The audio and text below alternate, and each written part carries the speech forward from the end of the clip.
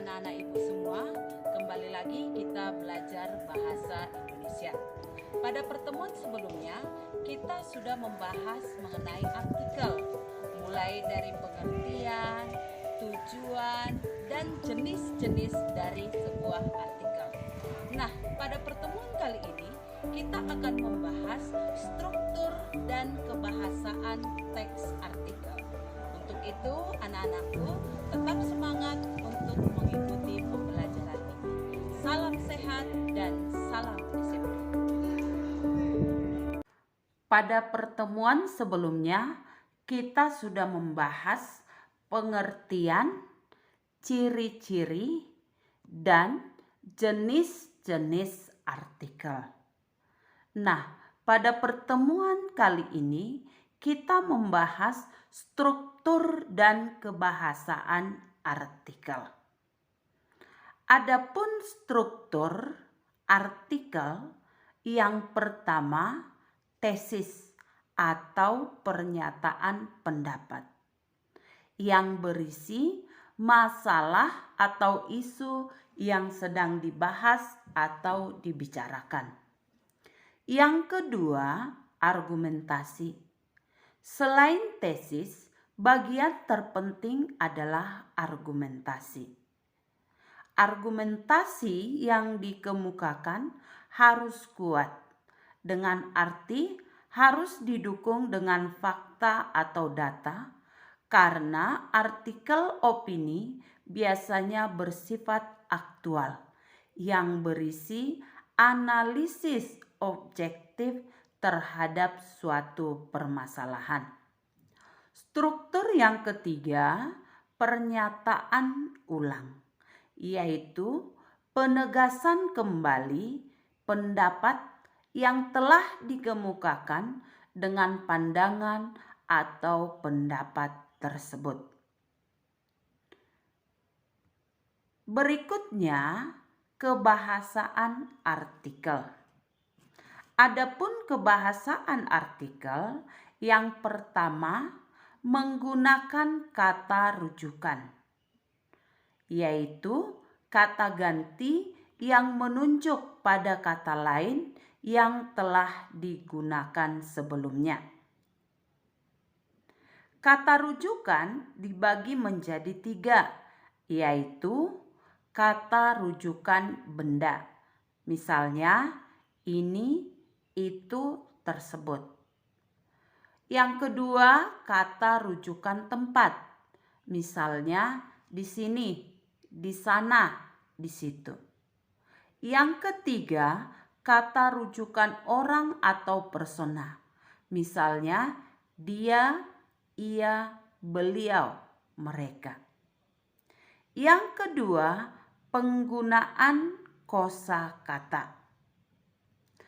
Kosakata adalah keseluruhan kata, perbendaharaan kata, atau istilah yang mengacu pada konsep tertentu yang dimiliki seseorang.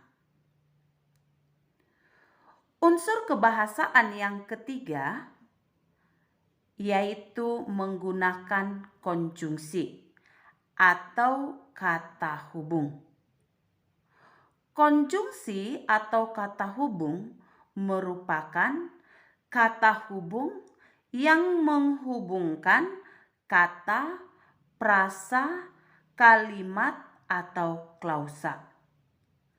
Konjungsi dapat berupa sebuah kata yang menghubungkan antar kata, antar kalimat, atau antar paragraf. Adapun konjungsi yang sering digunakan dalam teks artikel adalah konjungsi kronologis, yaitu konjungsi yang menunjukkan urutan waktu. Misalnya, pertama, kedua, kemudian, berikutnya, dan lain-lain.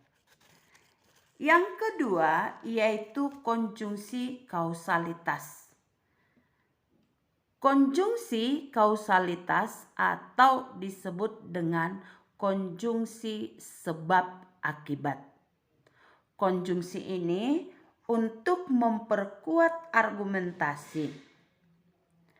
Misalnya, konjungsi karena, jika, akibat, oleh sebab itu, dengan demikian, dan lain-lain. Nah, berikutnya menggunakan kata baku. Kata baku merupakan sebuah kata yang sesuai dengan kaidah bahasa Indonesia.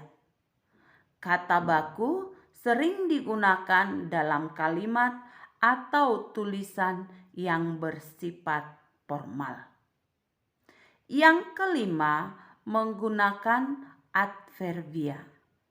Adverbia adalah kata yang memberikan keterangan pada verba, adjektiva, nomina, predikatif, atau kalimat.